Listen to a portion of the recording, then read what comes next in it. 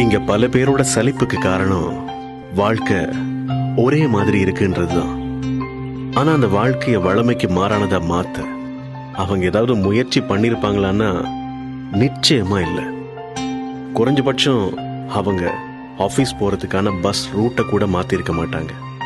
அவசரமா எழும்பி அதே ரூட்ல அதே பயணம் பழகின முகங்கள்னா மனசு சலிப்பா தான் இருக்கும். வாழ்க்கை ஒரே மாதிரி இருக்கிற போலதான் இருக்கும். ஒரு நாள் கொஞ்சம் நேரத்தோடு எழுமுங்க. நீங்க வழக்கமா போற ரூட்ல போகாம புதுசா ஒரு ரூட்ல போய் பாருங்க.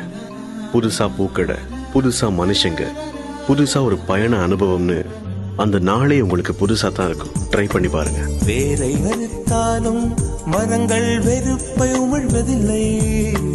அறுத்த நதியின் மேல் மரங்கள் ஆனந்த பூச்சொரியும்.